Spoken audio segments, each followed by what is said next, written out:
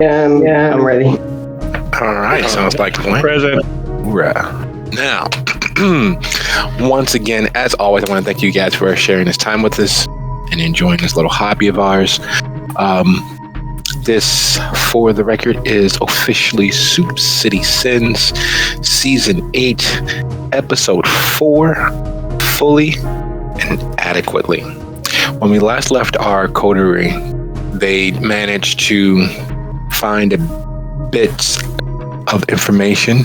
They'd found a bit of chaos, and they had found each other at the Haven's meeting room, where various ideas were put forth. As we begin, I think it's apropos for us to take into account what Chicago is. We have talked almost incessantly as to what Chicago is, what it has become known as, what it represents to the world, and what it represents to many of its own denizens. One of the things we have not discussed is what Chicago is not. It is not the sort of place where one can blindly and blithely be unaware for far too long. If you walk into a room and you don't know who the victim is, it is most assuredly that it is you, and that with all due haste, one should leave as quickly as possible. It is not the sort of place where one can bury their heads. One may not wish to speak on those things, but one cannot ignore the signs and symbols all around them as to what could become them, the evening, those that they care for. And the thing about Chicago is not a place where ignorance is bliss. Ignorance is an invitation to the most pernicious of potential harms. And with that understanding, we open with Dizzy having addressed what the dawn is. So having put forth the idea that perhaps circling the wagons and joining in with Bill and creating the opportunity for the assault on the Castiglione Tories, the Hakata clan as a whole, the family that they are, and all of its dysfunction, there's a pressing matter that has not been addressed, one that was raised by Hestia. The shelter itself was created as it is currently as a form of community outreach. Unlike most other kindred, Simone and Hestia and the initial members of the coterie did not prey on those poor, unfortunate souls who, either through mental, emotional, or otherwise victimization, were not able to pull themselves up by their bootstraps. Some didn't even have boots. Others didn't have the use of their arms. And there's a million and one stories and a million and one reasons why those indigents that have taken the Harris Varro shelter as home and have formed a community of themselves here are here. And while on the surface, all of that is 100% true, and there is good work that the shelter has done, including and not limited to the coterie's actions, had created a null space around the shelter for many years, for many months, for long enough for people to count on. In and around the shelter, there was no violence, there was no criminal activity, there was no attention from the authorities. It was a safety and sanctuary, a island of calm in a sea of despair. Those beliefs changed. Violence was brought, chaos was brought, the authorities were brought, things changed. And while there is the effort to return it to its hallowed days of being 100% secure, 100% safe, and untouched by the despair and despicable actions of those in the wild, there is still that fear that had never existed there before. And part of that fear, at least for the coterie, at least for Hestia, is the realization that the angel investor may very well not have been as idealized, angelic as believed. So Lucio's first going to directly address what Dizzy had said. His response would be, no, we're not going directly to war with them. We're just creating essentially an ally to help us gather information and possibly hit them financially. If they expand, if the circulatory system expands their trade, then that'll take some of the money and power away from the Hecata. And that'll make things a little easier for us here. I guess, but it feels like vampiric Amway. I mean, really, the way to deal with old Greasio there is just to fucking ignore him. He's a closet case, the total textbook narcissist. The more we ignore him, the more it's going to piss him off. And the more pissed off he gets, the more likely he is to do something grandiose to prove how amazingly awesome he is. And then we should all kneel down before him and worship at the altar of his very being. And then he fucks up and draws too much attention, and now he's got more than just us to contend with. I mean, that's what I think. Just ignore the motherfucker. He'll fuck up. I like where you're thinking, but the one thing is we can't really tell how he's going to do that. Sure, he might do something stupid like set the prince's car on fire or something, but he could also do something like murder one of our loved ones. Or even more dangerous. If we just wait, then, what's the point of even stopping them in the first place, or whatever exactly. It is we need? Yeah. Yeah, it's dangerous to just let him make the move. I'd much rather weaken him before he can make that move. I think the way you weaken him is to ignore him. Because when we ignore him, then other people go, hey, they're ignoring him. Maybe he's not such hot shit. And then they go, maybe I should ignore him. And you build down his whole little block of Lego thing that he's built up for himself, his little throne. I don't see him being a threat. What's he going to do? Send that Hugo guy at us? I can break that guy in ways that he hasn't even thought of. Well, I'm sure Hestia would be very displeased if you do that before she can. She's just sitting there watching them go back and forth and kind of shrugs. You do realize that he brought the other two back for a reason. He needs somebody of the same power that he has to do what he's doing to us. That whole spell shit, that's them too. He's using them to make his little triangle of witches or Hecata stronger. So, yeah, while ignoring him is a good idea, I agree with that, Dizzy. And it makes other people ignore him, I agree with that. There are still things that we should, through proxy, so that we look like we're ignoring him, handle. Meaning, if we can get rid of the other two bozos, he has less power. Mommy and baby must go bye-bye. They'd turn on him in a second for probably a stick of gum. The son, definitely. Don't know about the wife. I mean, he sat right there and bragged about his sexual exploits in front of her. I think that she would turn on him in a second. The blood can make things a little complicated in that regard. It can and it can't. I mean, the blood is a tricky thing. Are you suggesting that he's got them just bound to him? At this point, I wouldn't doubt it. I have a hunch, and I could be wrong because I don't know the guy as well as the rest of y'all, but clearly because you're worried about him and I think he's a joke. But I don't think he'd blood bond them, because if he has to get the respect from them that way, it's worthless, and he knows that, and he thrives on that. So he's probably got something over them to make them fear him, but I don't think it's the blood bond. That's something I hadn't thought of. That might be a good point. So basically we need to find out whether he made them or didn't make them, and whether they are tied to him or not tied to him and only staying out of fear, or whether it's magically induced. so that we know how best to attack and sever the three of them from each other. But that's going to take time, and in the meantime, we need to figure out what we're going to do in general, whether we're, like I said, ignoring him or just looking like we're ignoring him so that other people will ignore him. Which is why I think having the circulatory system do that for us instead of doing it directly would be a good idea.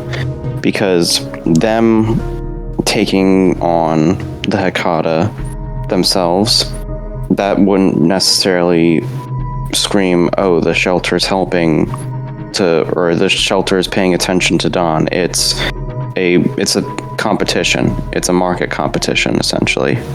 It's just business as usual for them.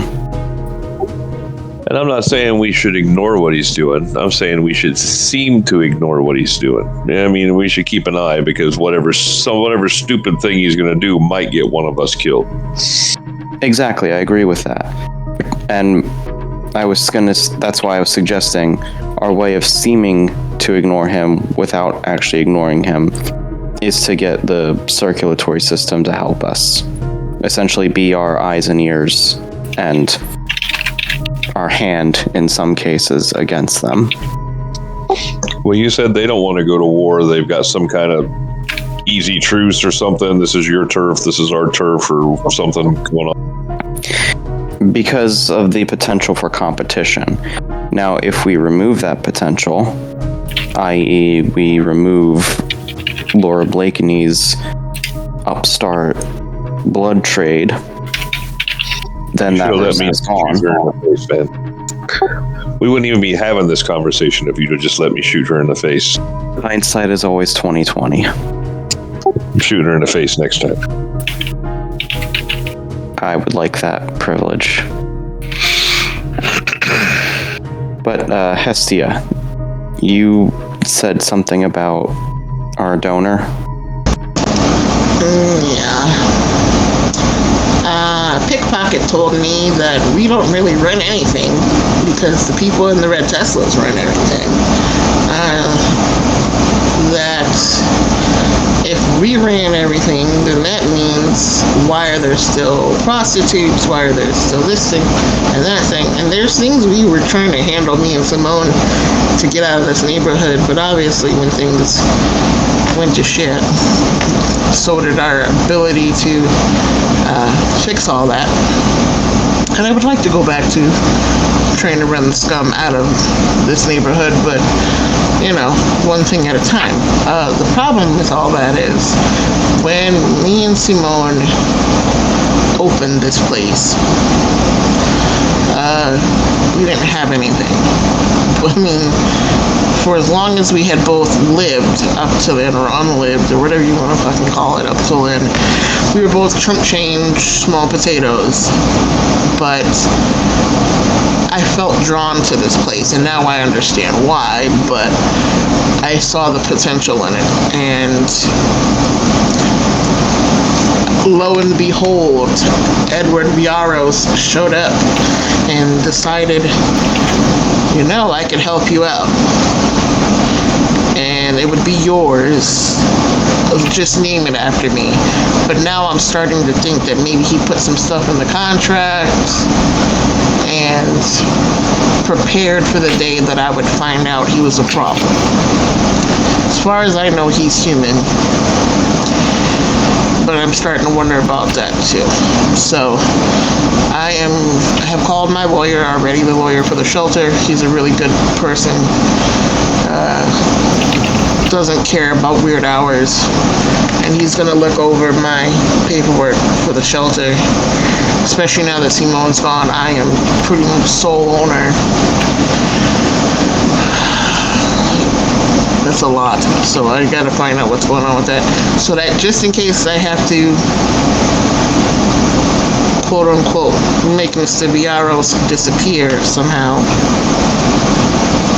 it won't come back to bite us all in the butt. Basically. Right. So, I don't really know the full history of how you acquired this place. You hinted at it a few times, I know. But between what Don was saying and what you're saying, Yeah, I'm thinking he was a Capone proxy. So thoughts, there's too. that. But then the problem that I'm having now, the reason that I'm concerned now, is because Dizzy told me about the girl that was spying on us getting killed and snatched into a red Tesla. And that red Tesla has been seen around here often, too often, for somebody that's just checking on the shelter. I think they're running around, or whoever it is running around in this area of the city, using it as a cover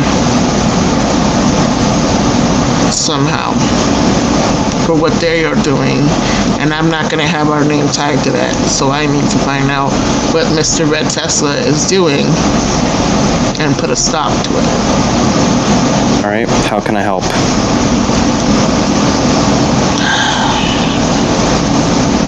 I can't go into the church. I found that out yesterday, or today. Sorry, things are running together for me. Weren't we supposed to be avoiding churches? Well, we had the weird happening things, and I felt a little better since then. But my aversion to the church has nothing to do with that spell. It's, I don't know how to say this. And she just kind of like scratches her head a little bit. Because of what I have become and how I became what I am. I used to be Catholic. I was raised Catholic. Went through everything up until almost the time I died. I was Catholic. And have fallen from grace, I guess you could say, and it's manifested in a very pointed way. That's pretty unusual. It's not unheard of with our kind. It's rare, but it's not unheard of for kindred to have an aversion to holy symbols, especially ones that used to mean something to them, and I was very devout before I died. So now, as a cosmic irony, as you would say, I can't even look at a cross or be on holy ground because it's like my skin crawls. And it's a get away or you'll burst into flames feeling. Is that new, or has it always been that way since, you've been this way? I hadn't thought about it till recently. I hadn't had to test it till recently. It's probably been growing over time. The further I fell from grace, the further I got away from my humanity, it's been building. So I just... yeah. Probably why I didn't want to go into that little weird spot that was under the stupid theater that other day. It was that feeling of not being welcome. Yeah, it's just pretty unusual.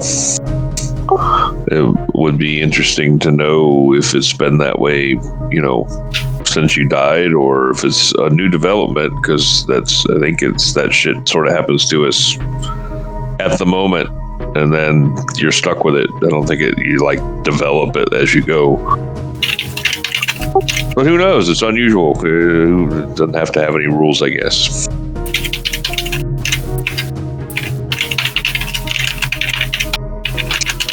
Just like most of us can't eat food without puking it right back up, and I can keep it all night. So I guess I'm unusual.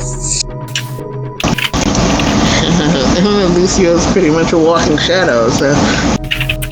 And I can also keep food down somehow. It's not fair. It's useful for blending. Maybe it's because I'm so young. I don't know. No. When I was turned, it's a long story, but me and my best friend were both turned at the same time, and she could not keep food down. Yeah, like I said, kindred are weird. It's weird how that happens, weird what things manifest and what don't. It's as you get older, you learn new tricks, that sort of thing. So it's probably been a while, but like I said, I had no reason to seek out going to a church until recently. So this is why I'm just now finding this out. So what was it that you were hoping to get out of this church? I just wanted to see what kind of coming and going and visitors this place had. Why was it so off limits? What sort of situation? Just kind of like sneak in the back pew and watch sort of thing, just to see what it was, see what vibes I was getting from there, and how we can get around the rules that Damien put in front of us.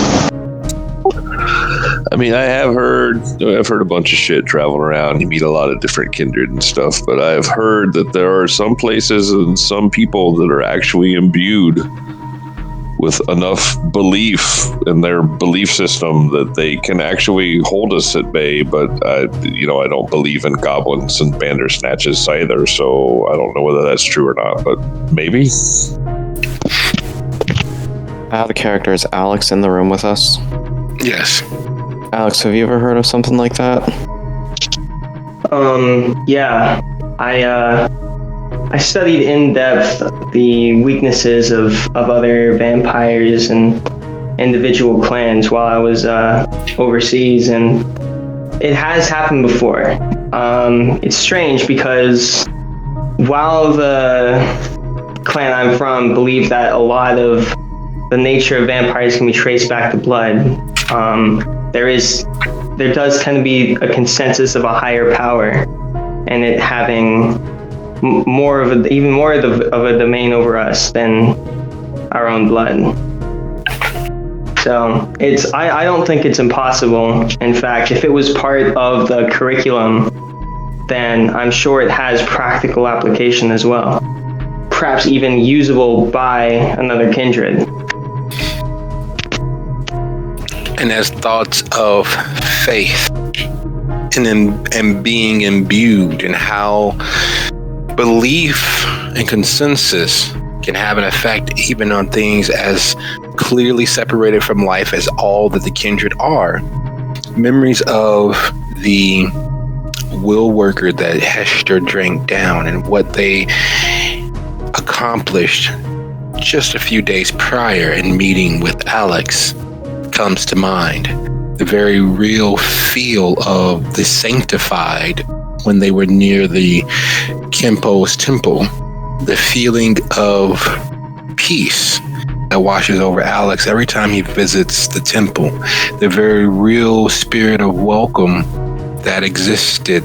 You all visited the Children of Dusk sanctum. Those moments add up one to the next, blending into this unspecified whole. How much of it was simply the psychic remnants of emotion? How much of it was actual fact? How much of the near enough to touch but far enough away to be doubted world actually has real, true ramifications on the kindred's life? In this small conversation that you've all managed to share and to broach, it does not erase the fact that belief has its own weight. Would each of you all be so kind as to roll wits plus occult or wits plus insight? Your target number, of course, being 3, and the more successes, the more of the esoteric connections that you traipse through will fall into the 4. Wits plus insight was one option you said? Yes. All right. Well, that being the case, you guys are also very witty. Starting with Alex, in your studies abroad, in your moments of calm and meditative understanding of the world around you, there are moments when the monks, not just the Kempo, but the elder students, the elder monks of the temple are able to do what is believed unimaginable, hold their breath for 6 minutes, able to punch through stone, able to scale the unscalable, able to leap farther, walk across fire. They are able to tap into something, to another vibrational frequency that allows them to push themselves to the absolute limits of all that they understand as being possible, not just probable. It's undeniable that you've all managed to dance in and around that vibrational frequency for quite some time, starting roughly about the time that Simone died. Right around the time when you all stared down the very hairy, toothy maw of a lupine. Right around the time when the convergence of planets and celestial bodies aligned into that gale-forced spiritual storm that Hestia and Simone stated happened. You didn't get a chance to witness it, but they said it happened, so they more than likely did. Right around 2 successes. Dizzy, when you and the crew were leaving Anaheim for the 3rd or 4th time, it sounds really weird, but you all stopped and watched the evening parade. In that parade were things that you thought could be animatronic. You thought could be just a heightened technological display. That was until you had to transport the lodestone, and then that last time at Anaheim came back in bas relief into the memory. There were things there that can't honestly actually be explained. You can say that it was just a guy with good makeup or a girl with great outstanding makeup, but the truth of the matter is those things weren't exactly humanoid. And having dealt with Forcipulas, having been in the Duskborn's sanctum, having watched a tree come to life, there are certain things that just can't be explained. And you wouldn't begin to try now. However, the line between science and mysticism is simply one of knowledge. And there's no way that an organization like Theist or the Knights of St. Jude would allow anything to happen that they could not turn into a weapon. So there's more to that than simple, oh, that's nice to know. There's something there. There's something that they are determined to utilize in every attempt to make sure that you all cease to be or bend the knee to whatever they decide.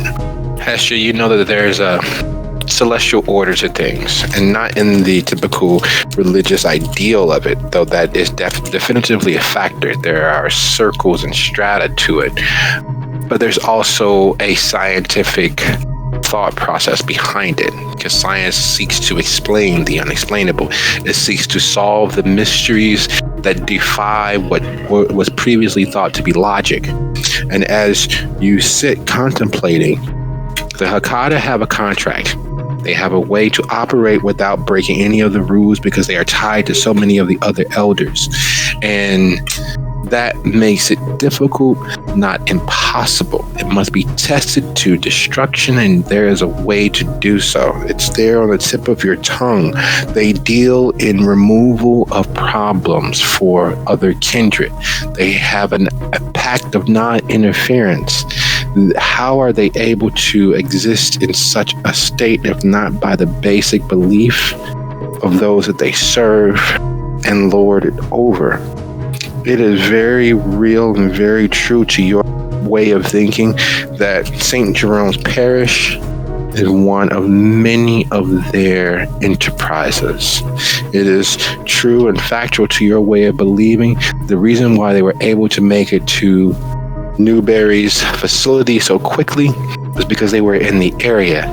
It is very true and rational to your path of thought that the reason why they were able to utilize the Elysium is because one of the many donors to the museum campus is the Chicago Catholic Archdiocese. They have their fingers in the community through religious belief in the various parishes and are able to move in and out of various other places because of those self-same ties of belief and understanding. And Lucio, as you contemplate making sure that you have just the right allies against the Castigliones, you have the right basis to work from, some of what Forcipulus told you months ago comes roaring back to life. Taking it slow against the Castiglione gives them the opportunity to take it just as slowly, and they have had years, decades, to bury themselves into the community. They've had years and decades to bury themselves in. If you were going to take them on, and you were only slightly madder than you are, you instantaneously know what Blakeney has been doing. Her ties to this, her ties to building an alternative supply line for blood. Her position of authority in the south suburbs is just another tool. And you're sure that she would have been far more successful if someone, namely Newberry and his ilk, had not cursed her, had not sat upon her, driving her mad. Her actions against you were not specifically against you. You were a pawn. Her actions were against the Castigliones. She was taking out one of the Don's potential heirs. She was making sure that she had fewer enemies to deal with. And if not for the Malkavian stepping in and driving her far madder than she already was, a good chance that she would be well on her way to either completely deposing Sephoa or allying herself with Sephoa against the Don. And as those glimpses and bits and bobs of insight strikes everyone, Alex, what is it that you would express, if anything, to your coterie members?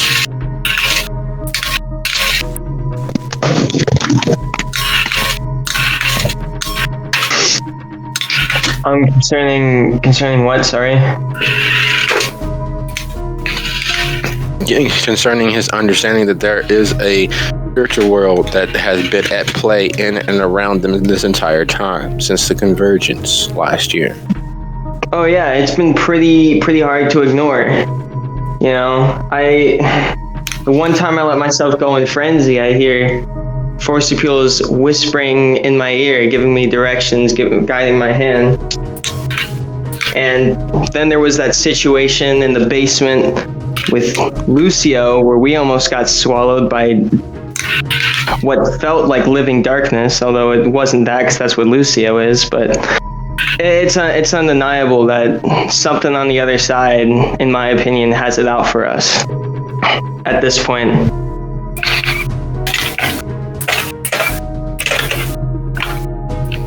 There was a house you all passed not too long ago. It's not for nothing, but the idea of investigating does definitely sit there on most people's tongues. You need allies, you need people who understand that world, who understand the deeper mysteries therein, people who can add to and bolster the knowledge you already have through experience, people who can offer another way to look at that number 6 and prove that it is both a 6 and a 9 all at once. So just to make sure I understand, right, Alex said that's out loud, correct? Mm-hmm. Okay, so just to make sure I understand what you just said, you're saying that there's a supernatural force against us, kind of like the curse or something else?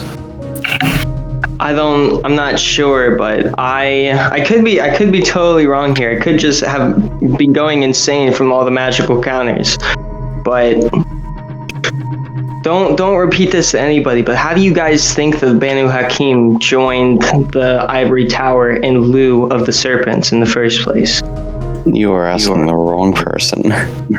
No one likes the serpent. Yeah, that's true, but they had a spot on the Ivory Tower and they didn't get it. Even though they rushed to meet with the Ivory Tower before. Yeah, but they're always I think that the same thing is happening against us that the Banu Hakim has been so familiar with for so many years. I think there might be a spiritual conspiracy. Or I'm crazy. A spiritual conspiracy against us, or just with magic at every single turn? Like, does this happen to everyone's unlife? I went for a bit without having to run into too much mystical element. Granted, I was mostly just doing grunt work, but it feels like even if we try to avoid magic, we still get attacked by fairies and ghouls, and now we're trying to get information on necromancers. Like, I don't know, maybe it's because Hestia has been calling the shots. No offense, Hes, but or I don't know, that we have Force Appeals living around here, and he almost said something akin to that, like there's something looking out for you guys. He said we were cursed. I might just be going crazy with all the magic getting into my head lately, but like, I don't know. I would ask if you guys felt the same way, but I know Lucio and Dizzy are on the younger side, and Hestia's unlife has always revolved around magic. So neither of you would have the same like figuring of this as I would, but I went long enough without magic in my own life to know that it's not something that touches every single vampire the same amount as it's touching us. I mean, he has a point. I mean, I was on the road for a long time, as you guys know, in a different city every week. And since I've been here, I've seen just more crazy shit, more death, just more stupid, just cosmic bullshit that I've dealt with in fucking 15 years. And that includes walking with the lodestone. I mean, that's like the fucking icing on the cake, but still, there's been more of that shit here. I will say that it feels like, weird as this sounds, it feels like before Dalton, before the werewolf, the magical bullshit was at a minimum. Our main concern was the whole hounds issue and beating Newberry within an inch of his unlife. Hey, wait a minute. Remember when Greasio was going on and on and on about, you have to give it to me. It's part of the ceremony. It's part of the ritual. You know, you got to give it to me, eh? And all that bullshit. I wonder if that has something to do with the rest of the bullshit. Undeniably, but I'm also wondering if maybe, this is going to sound weird, but I'm wondering if the lodestone has something to do with it as well, because it feels like this magic hoo-ha all happened, and please someone correct me if I'm mistaken, looking at you, Hestia. It feels like the magical bullshit all started after that, after Dalton, and after we went into the basement of the Sakyos Club. That seems to have been where all this crazy shit started happening, and if I'm remembering correctly, that's around the same time that your old group, Dizzy, brought the lodestone to Chicago. Yeah, Dalton. And that the thing is totally a bullshit fucking conduit. I actually think maybe there have been more than one situations where we might have been asking for this. Let's look at all the things we've done before we realized how like crazy all the magical shit was, or even when we were starting to make that realization. Lucio, you killed a werewolf, and I'm starting to I started to understand after the spiritual possession and all that crazy stuff that werewolves are apparently important magical beings. Mortals can't see them. Some of us can't even see them, right? There's something magical there. And then Clyde blows up the chantry, right? That can't be too good for our karma, or whatever you want to say it is. And for just like no reason either. He didn't even tell anybody. I'm sure he had his reasons, but I'm sure they spiraled somewhere in his mind and developed to that point. Have you ever talked to him, Malkavian? Like for a long time, like been in a car with one for weeks. They don't have reasons for things. They just do things. Well, I have a limited study of their madness since it is kind of a weakness, but it's strange in that their weakness turns around into a strength in some ways, and they can end up subconsciously calling or running for help. What I'm trying to say is it's not all just randomness. It happens for a reason. Maybe that's another grand conspiracy, but of a different kind. You know, maybe they're all connected. Hestia has a moment of flinching when they mention the Chantry House being burned, but up until then, she's just kind of rubbing her temples and listening. I'm just gonna make this real simple for y'all. So, figure it out however you want to figure it out. Have you ever bought a car and you buy like a red car, and up until then you never noticed how many other red cars there are on the road, but then all of a sudden you're noticing red cars, and you're not just noticing red cars, you're noticing red cars that look like yours. There's something in your brain that shifts once you've had an interaction with magic that lets you more readily recognize magic, and then things that you wouldn't have normally noticed start making sense or start popping up, and it seems like coincidence or it seems like a pattern, but all it really is that shit you would have normally ignored now you start thinking about, because that's just how the freaking human brain works. Shit, I wonder if that was magic. Oh, I never noticed they could do that. That must be magic. And then it starts to be this whole thing, and the next thing you know, now everything is fucking magic. Alexander, remember, I start you on your path to blood sorcery, so that means you are now more open to noticing magic. There's that. Clyde. That actually is a good point. I don't know what's going on with that, but yes, Clyde was a magnet for chaos and magic. Just by nature of what he was. Lucio, again, magnet for freaking magic because of what he is. I am a magnet for magic because of what I am. Dizzy, you just happen to be lucky because you ended up here, and I don't know what the fuck I'll have to tell you, because I feel bad that you just kind of get tossed in the middle of all this bullshit, but now you're here, so that makes you, by proxy, a magnet of magic. Yeah, but I have to be the dissenting voice here, because I even think that Harry Potter is fucking dumb. So, I mean, that's like the rest of it, yeah, but I'm not the conduit for magic or on some mystical path or fucking playing with tarot cards or Ouija boards or any of that bullshit. But now that he points it out, yeah, I see the connection as well. And I don't even own a red car, so. But of course, says the young woman, because she's a little bit more than a teenager, a lot less than a full-grown, mentally stable adult, which means somewhere between 19 and 25. Hestia has seen the young woman the last time she was nearly kidnapped by Simone, and she's standing in the doorway. She is holding a cross and a wooden stake, which is actually a little more than a broken down pool cue, which has been sharpened. I slide to the edge of the table I'm sitting on, about ready to just end this girl, but I'm looking at the others to see if they do anything first. Don't fucking move. I know how fast you guys can be. Yeah, you think you know how fast we can be. Yeah, you move faster than I can track.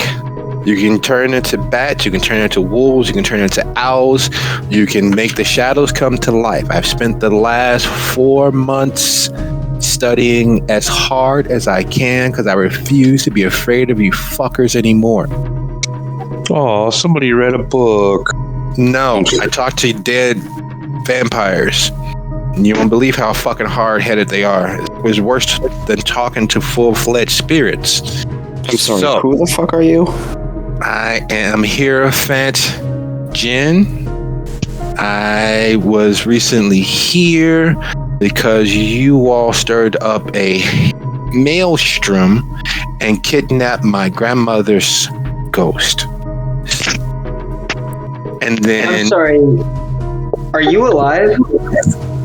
Yeah, and I plan on staying that way. So if you come any closer, I will flame you. No one move too quickly. I have Now to we do have this. mortal necromancers. Alex is just muttering under his breath. I'm like, I'm not a fucking necromancer. Dude, you're unless your talking to the grandmother dead, aren't looks, you? unless your grandmother looks like Huggy Bear, I don't think we kidnapped your grandmother. Oh, you maybe not specifically. Then she points at Hestia. You and your boyfriend did. And then when I came to ask, all friendly like, you guys tried to do God knows what to me. The Concilium won't act against you, so I can't act against you, but I refuse to live in fear, especially when you guys keep hunting me. So what is it that you want? I mean, you came here. Because you guys keep sending people looking for me. Okay, back up 1 minute here. I never tried to hurt you at all. I was trying to protect you and help your grandmother get free. What Simone did was what Simone did, and I handled that. You ran off and we couldn't find you. I was trying to get you back here so we could get your grandmother free. So you come in here threatening people with your stupid stake and your little dumb cross when anybody in here could kill you. And we're It's not only dumb. not killing you because I'm trying to not do that right now. So first off, you don't march into my place and start demanding anything. Second off, we didn't kidnap your grandmother. She got stuck in a spell that was necessary. Third off, I told you I was going to free her, but I couldn't find. So if anybody's been looking for you, it's to help you come here and help me free your grandmother so you can get the fuck on and I not have to see you ever again. How about that? You know, you're real mouthy for a person that could get burnt up real quick. I got to stop looking for me. That's it. We that's it. Well then, fine. We will stop looking for you. Bye. Lucio turns to the other two. Are you as lost as I am right now? Sweetie, I'm on your side here. I'm probably not going to hurt you. I don't know yet. If you don't do anything that makes me hurt you, I'm not going to hurt you. Let's leave it there for now. And that's 100% honest. And you don't normally get that from our kind. So help me help you. What is your problem exactly? Because I don't know who the fuck you are. And I certainly haven't sent anybody looking for you. And did you say you talked to the dead? Yeah, I'm doing it right now. Oh, like us. You're talking to us. I'm talking to you now, but yes, I can talk. She I can see and talk to spirits. Did you say dead vampires? Yeah.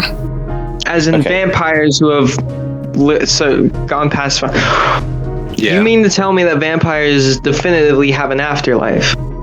Not usually. They usually is not enough left of their souls when they finally they're completing. But occasionally, some of you guys are strong enough or have enough of your former lives left in you that it makes communication possible. We're young enough or a Dustborn, because Dustborn would probably be human enough to be a ghost. So, yeah. Crap. Alex is just gonna take a seat for a second. That's a lot of ghosts. Everyone is unique and special. So anyway, how do we help you? Real easy. Stop the Acampos from looking for me. The who? The Ghanaian mob. The Okay, what? well, we're not connected to any mob. We do deal with some guy who thinks he's the Godfather, but he doesn't like us. So if he's fucking with you, then we're on the same team. Oh, no. shit. What do you mean, oh no, oh shit? That doesn't sound good. That sounds like you guys are trying to renege. No, I'm not, but I realized what the connection is. Estia looks at Lucio. Simone Yes. was from Guyana.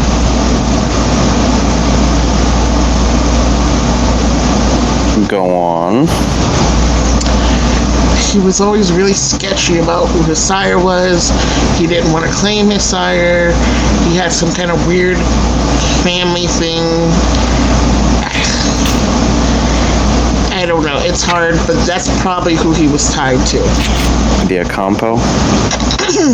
Yeah. Out of character, does Lucio recognize that name?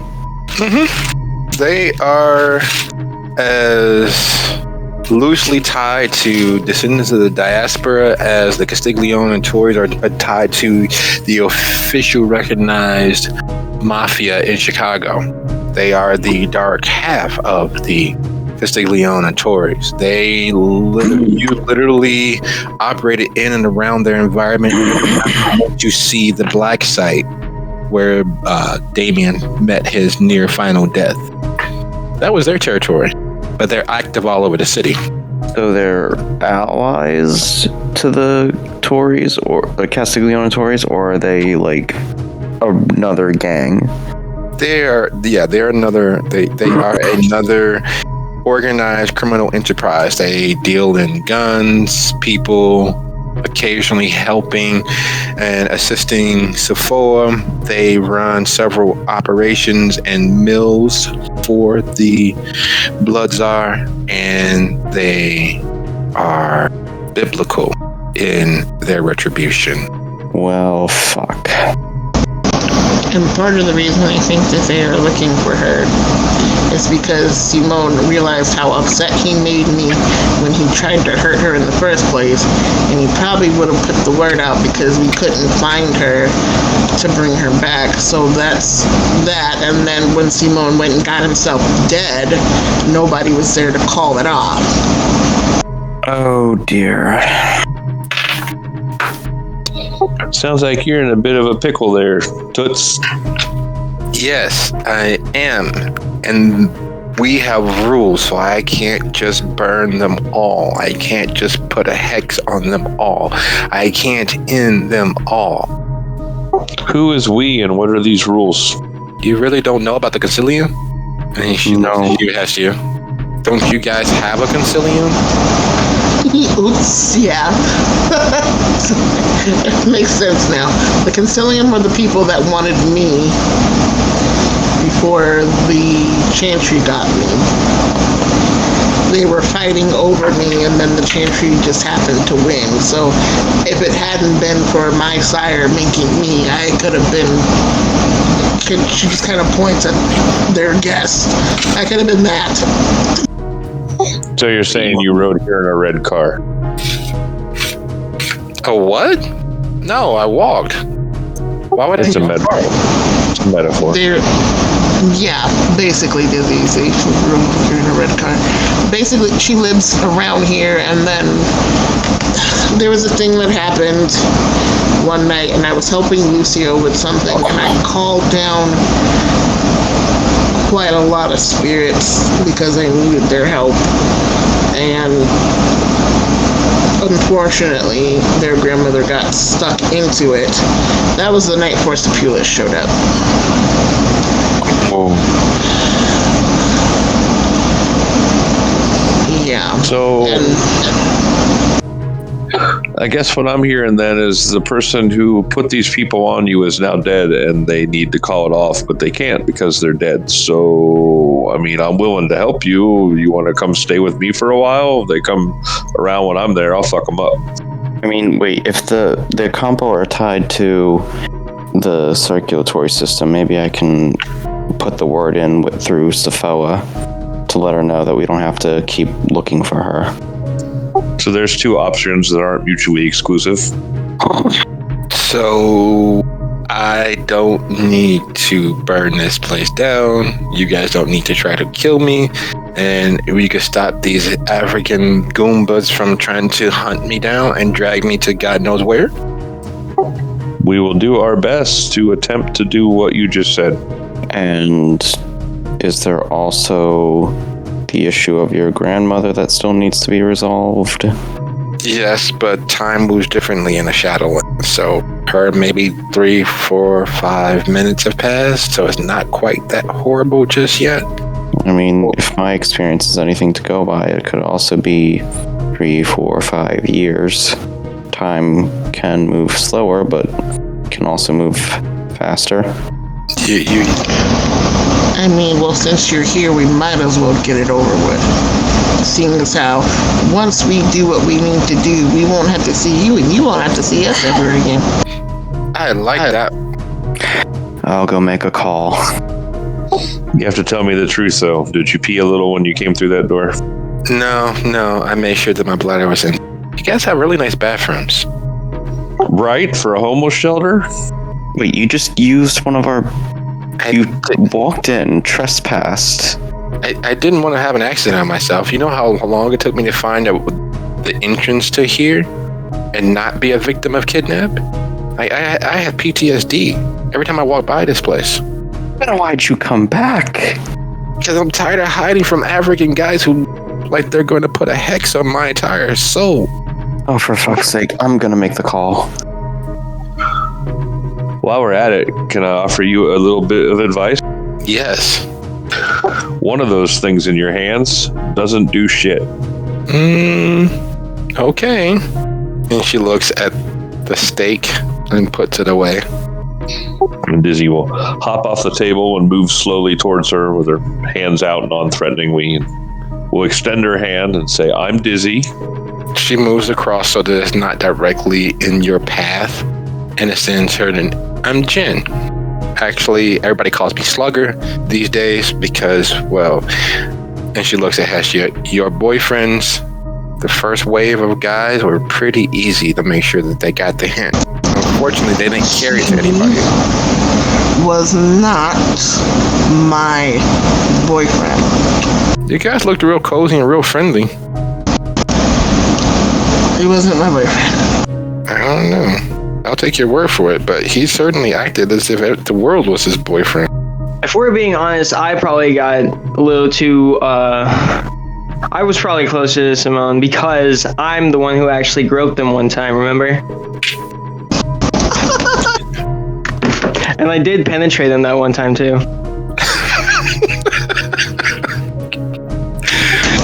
He just falls on the floor laughing.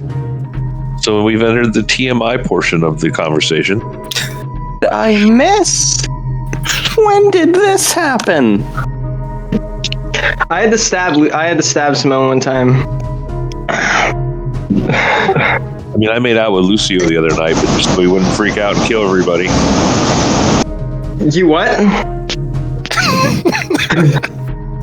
That what is exactly how Jen is staring as you all talk about penetrating one, a man that tried to kidnap her.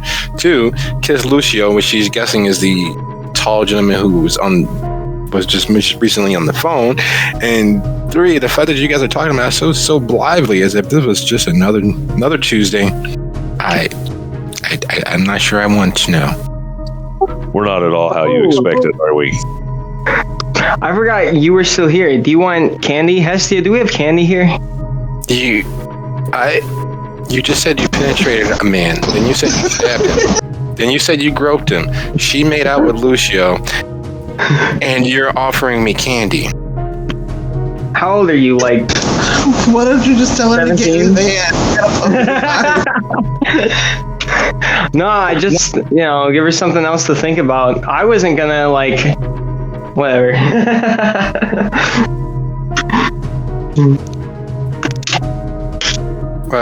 Okay, how about some gin? Do we want to give, how old are you? Are you 21? Of course I'm 21. Are you? Forever. I've lost track. You're not actually a legal maturity either, I'm sure. But I kind of overheard. It took me a while to build up the courage to actually step out and try to address you guys, just so that you guys are aware, like, just so that you know, like, I'm not very high in the Concilium. I only matter because, well, I'm one of the best speakers that we have in regards to dealing with things from the other sides. And the world is about beliefs. Everything moves at its own frequency. So that thing about the cars is only partially true.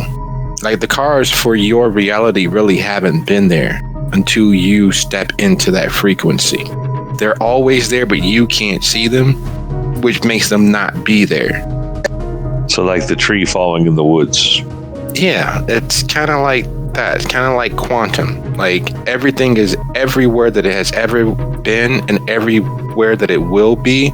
But when you realize it, when you step into its frequency, it is there in your hand, even though at that exact same moment, it's where it was being created, where it was being destroyed, and every step in between. Hey, so when you're on this other side, you hear a lot about the Hecata, don't you? No, not so much. More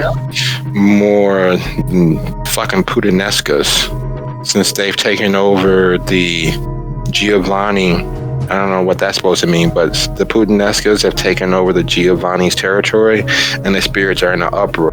The Putanesca and the Giovanni are the Hecata. So then why are they fight with each other?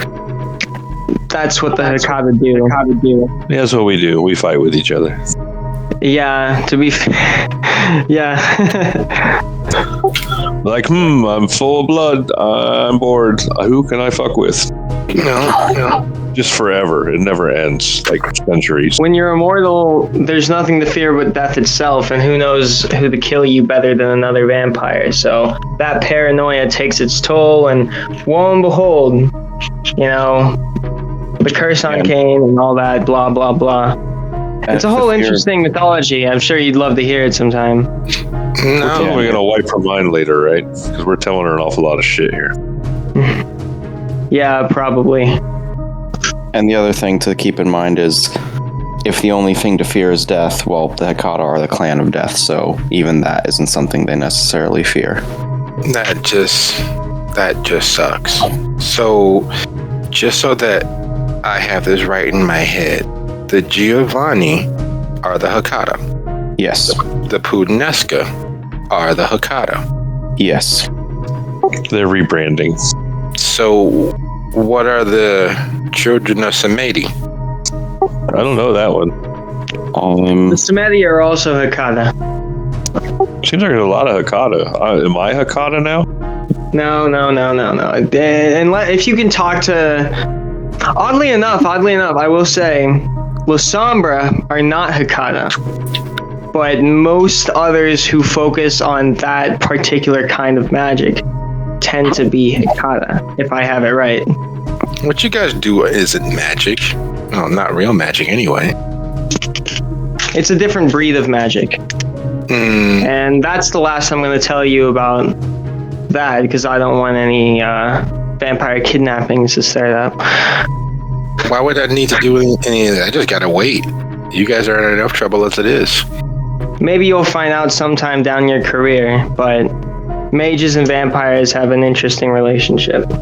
Yeah, you don't fuck with us normally, and we don't fuck with you, even when you guys clearly fuck with us. Like, if you all weren't sending the Acampo after me and you were coming after me more directly, I'm sure they would have done more than just tell me to make sure that I have all of my counter tracking spells in place and all my wards sealed. But if you think mages don't fuck with us, then you are new. we don't fuck with you guys. Only the rogues who are trying to, well, anyway, only the outliers would attempt to screw with you guys. Like the Akashic? How do you know that name? Lucio points to Alex. I know their first names, last name, middle initials, where their diary keys are hidden. Oh, and where they sleep now, thanks to one of their members. let's just say they did fuck with me. But They did. I was there. Very delicious. So you're the reason why the judges are coming into Chicago. the judges are coming into Chicago. Yes. It doesn't sound I good. knew it wasn't over. I knew it wasn't over. I knew finding those locations would have paid off. No, it's not good. And it will be something we have to focus on eventually, but right now, Yeah, all you have is right now. You know that they... Nope, not my place, not my monkey, not my circus. I don't know anything, none of my business. But you guys fucked up. You shouldn't have picked with them and killed. Anyway. now that was an accident, I'm sure. I'm sure that was an accident. He says, looking at Hestia. I still believe with all of my being that everything can be ignored if you try hard enough. Oh, yeah. Your belief is all that's going to matter in the end because, well, yeah. Even the Concilium don't keep a tight leash on the judges. They go back 300 years and they've only lost outside of their own hands 10 members. Usually it's the judges that kill the judges or put them in their place. The 10 times where they've lost someone who not on their list of people to kill, people to end. Well, if you look back, there's places in the world that still haven't quite gotten back to normal because of it. Could be in Minneapolis in 2 days. Maybe the judges were meant to kill me. I'd go west. I wouldn't go east. And that's fine and all, but they will have to. Because as I said, they did fuck with me. I didn't really fuck with them too much. I wanted that game to just not be played, but they didn't listen. You do realize you tried to quantify it, right? You said yet too much. It kind of means you did, but I guess not. Complete, unbiased honesty is probably not you guys' things, right? There's a lot pretty of honest. situations. They were assaulting innocent religious practitioners, peaceful practitioners, for the sake of recruitment. Maybe it was a rogue element that thought that, being so brazen was a good idea to recruit, but...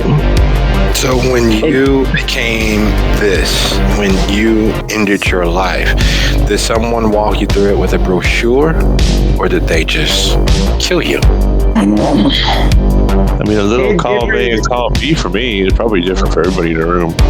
It is certainly different for everyone in the room. I got a little bit more than a brochure. I was shipped overseas and given a new life, told I was dead, and given a brand new purpose that I immediately defied and decided to go fight crime like a little kid. And look where that got me. The judges are coming into town because I tried to stand up for people and make a difference. Yeah, how well did that work? You're dead. You've left death. Yeah, and I'll probably die again. Good is what you do, not your beliefs and ideals. Because if you wanted to stand up for your beliefs and ideals, you probably can try to kill everybody in this room. Because everybody in this room has been responsible for death, either accidentally or on purpose. Everyone in this room has blood on their hand. I don't see you attacking anybody here. So how are you? It's not the same thing. Oh, so you draw a line. And what line is that? Violence that doesn't result in death? Violence that results in people opening their eyes to a world they never knew? But because it's violent and you don't agree with the way that they're going about it, it's worthy of you killing them for it? If I said the greater good, would you understand what I meant, or would you just roll your eyes? I wouldn't do either. I'd wonder how you were promised immortality and you can actually use a statement like greater good. Greater good. I never cared for the immortality bit, if I'm being honest. Okay. I intend to die. Okay. But greater good for whom? I don't know, the world at large. Really, do you think the world cares about you? Or about anybody that's in this building? How is it greater good if you keep these people alive longer than they should be? But greater good is in prolonging their torment. What's the greater good in choosing to end someone who has only sought the enlightenment of others? I just wish for good people to be left alone by bad people. People who build can be left alone to build by those who destroy and take. But if they didn't destroy, there wouldn't be any room to build. No, but we could build a lot further, maybe. And again, there wouldn't be any room to build if it's destroyed. There's a balance to this that goes beyond just saying good guy, bad guy. And who's to say that balance is actually being upheld by these so-called destroyers? Well, maybe my point is to keep the destroyers in check. Because who's going to keep the destroyers in check otherwise? The builders? No. Maybe I'm a destroyer. Maybe I'm a destroyer of destroyers. This is all real mystical and Zen and shit, but I got a thing at the college I got to get in front of before it gets worse. Or maybe you getting involved makes it worse. Oh, for fuck's sake, we're not dealing with this anymore. Hestia, please. Please. Are you actually 21? That's just kind of smirks. Now I can kind of see why Simone wanted to kill you. But that's neither here nor there. I just want to say one little thing. Hakuna Hekata means all worries, right? That's what we're going with right now. I see what you did there. Yeah, you understand the genius. Anyway, look, miss. We said what we said. We're gonna do what we're gonna do. You want me to free your grandma, or do you want to just leave? Because we got shit to do. Obviously, we ain't got time to be going round and round with you all night about who's right and who's wrong. We're gonna live our own lives the best way we can until the sun comes up. Can I just say, this is what happens every time I talk to mages? Like, Hestia, I'm glad you didn't get wrapped up in the Concilium, because you'd be stuck having these conversations all the time. When I paid a visit to the Akashic, it was this nonstop. They'd be kicking my ass, kicking my shit in, and still giving me a moral debate. To be fair, we are the bad guys. You realize that, right? I do. We're trying to be the good guys. We try to do some good things, but we're the bad guys. Totally bad guys. If you let yourself be. If you don't do anything, it's easy to be bad. Oh, now she's infecting me with it, see? Our very existence makes us the bad guys. We do bad things. We're driven to do bad things. We are hunger. We are death. We are, but I got shit to take care of. So now you got me fucking sucked into this conversation. Contagious.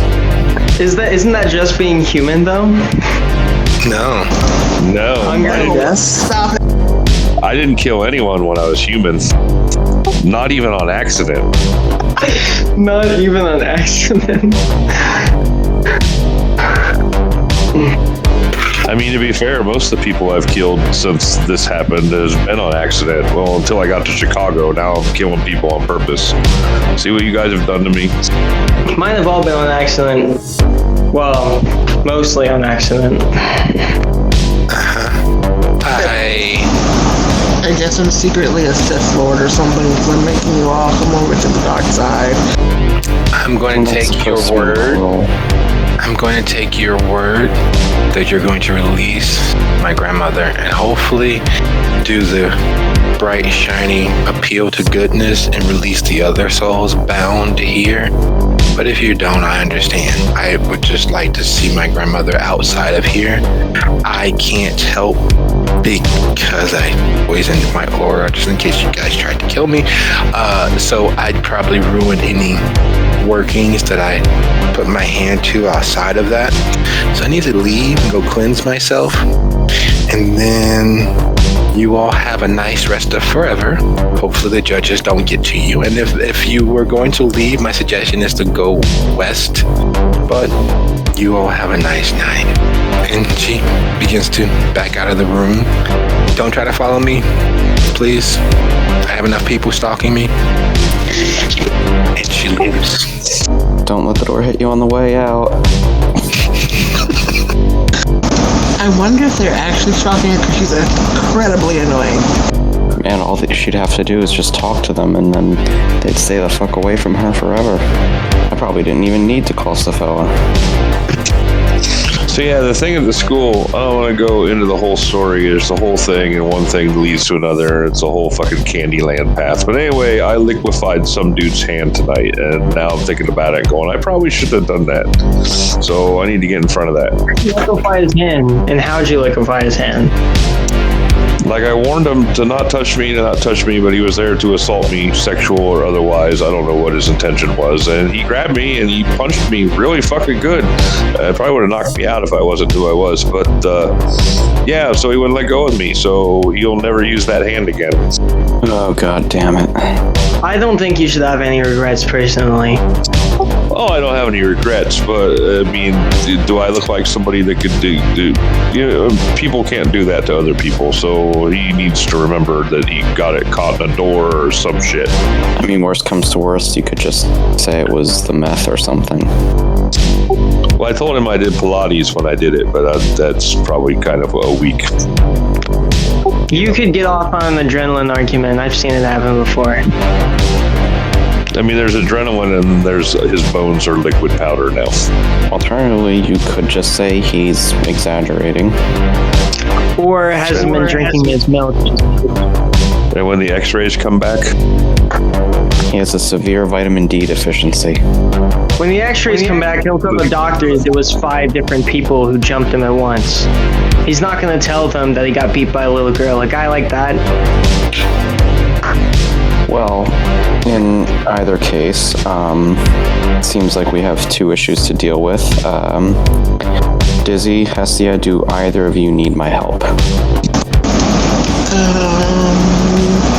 Mystic things are best left to me, I guess. But before you go, I got one more thing to tell you. I thought of something. So, remember how, we were all thinking about the whole church thing? yes.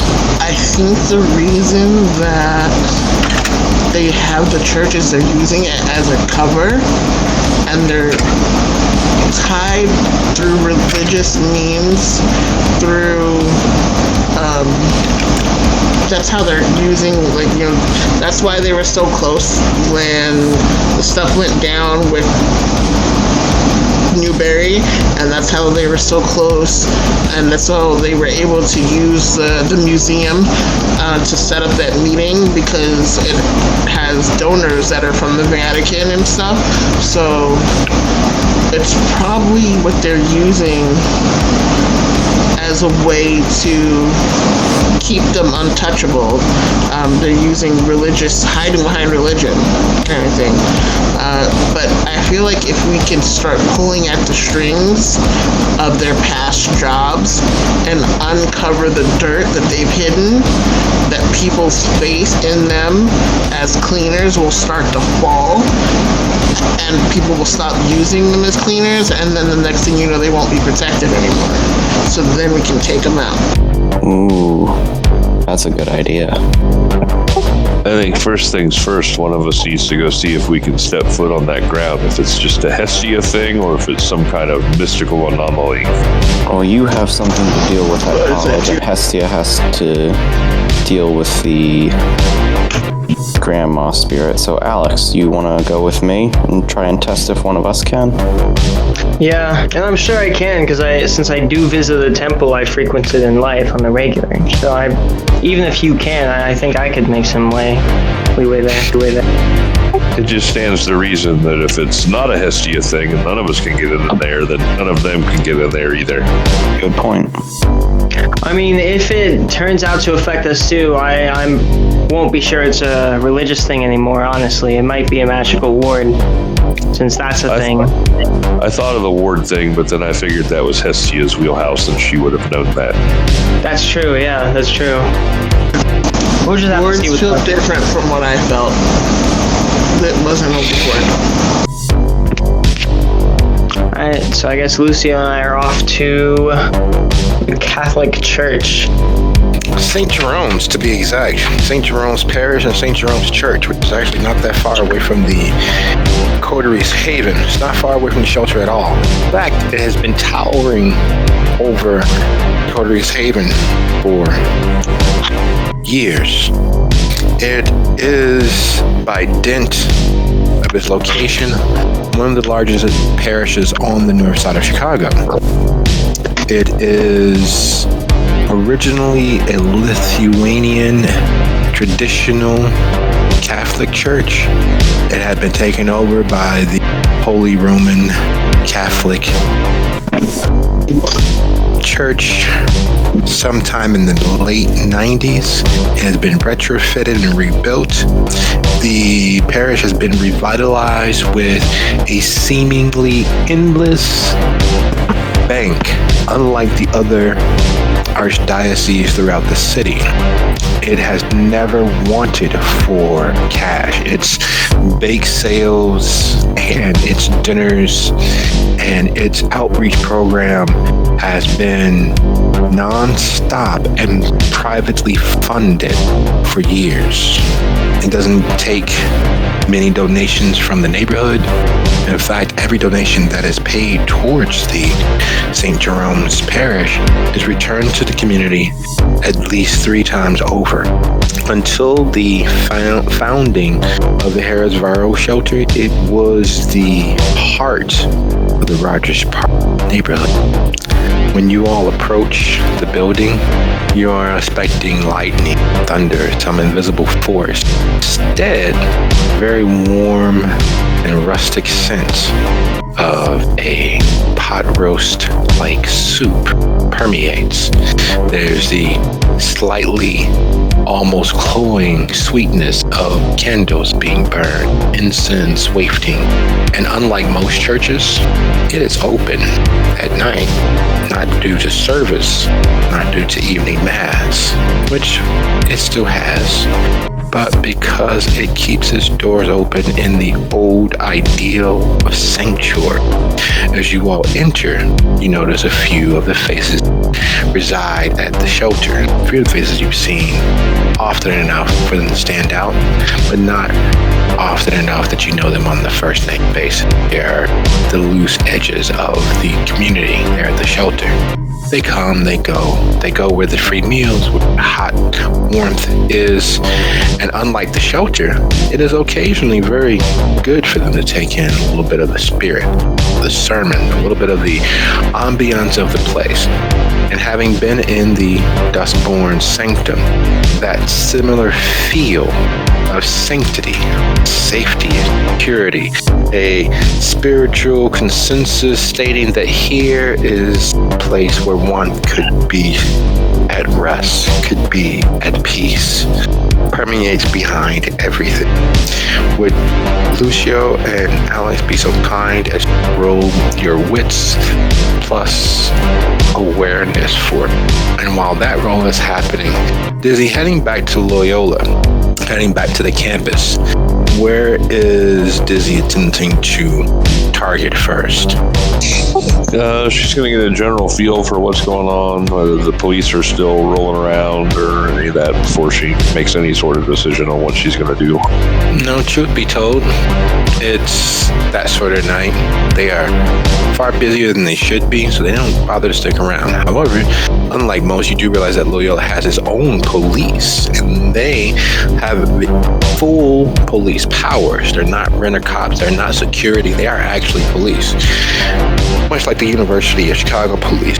But the Loyola police, they have decidedly less homey and homespun interactions. They drive, they keep a lookout for crimes, and they act as if they are SWAT. They come in, they kick people to the ground, they handcuff people as quickly and savagely as possible, which means they are seldom called, they're seldom utilized. They are viewed as a brute squad because they don't know how to act. They don't know how to mask their actions as anything more than what it is. They are the heavy-handed arm of the law with every intention of making sure that Chad, Kyle, Betsy Sue, and Becky Lynn understand that the law is not to be fucked with. So they are patrolling the grounds. You can tell from your many experiences on the road, from your many interactions with people, that just like usual, although slightly heightened, they are looking for some trouble to get into. There's nothing worse than a criminal except for a very bored cop. And these policemen, ladies, bored. The report of the earlier altercation has them amped up. Their adrenaline is pumping, and there's no way to release it just yet. You've seen the same car pass you by 3 times, not to look at you as if you might be a subject of their attention, but hoping that someone jumps you as you are one of the few lone women traipsing through the campus. They're hoping that someone's foolish enough to attempt to jump you. They have every right to, well, put someone in the hospital. Well, given all of that, I will attempt to find where there may be some other students who may be able to tell me what has happened this evening. Excellent. So you find yourself at Landon Hall. Landon Hall is kind of a game room. Everyone's on their phone. Those that are on their phone are playing either PlayStation or Xbox, sometimes both. There's a few very old school, vintage, kitschy arcade machines. There's space to set up, and there's enough charge ports to power the city at this point.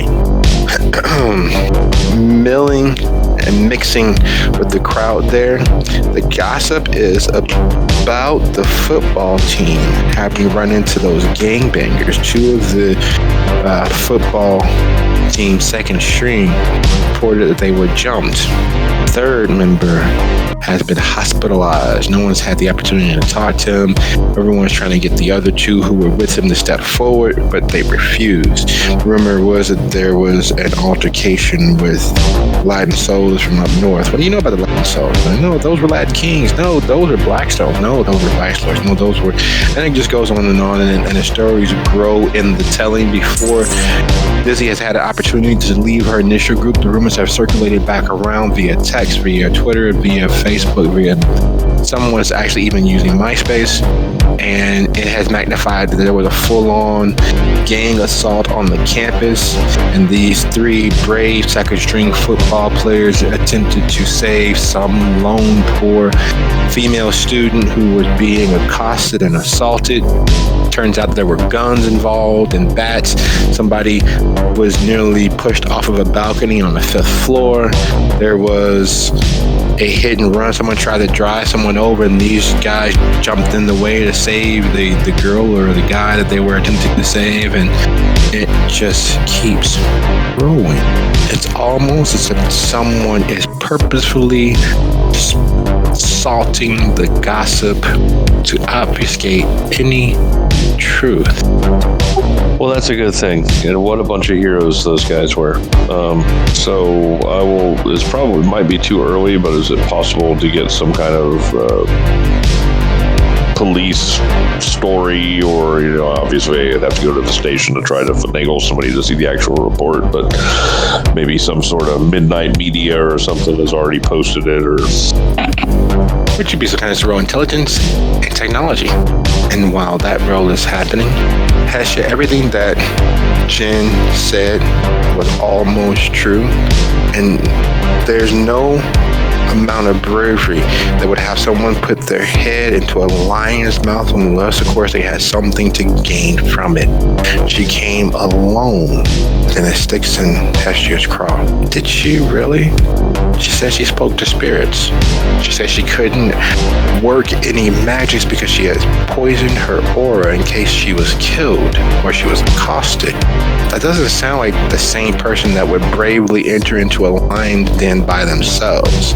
It sounds like someone who would do so only after planning and plotting as much as possible.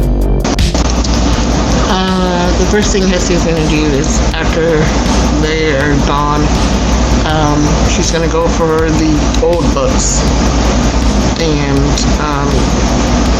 make sure that when she starts working, that she takes into account that paranoia or that suspicion that there was more done than was said done. Of course, she's probably going to have to slip into sensing and seeing to make sure she's getting the right spirit. So, yeah, there's prep going.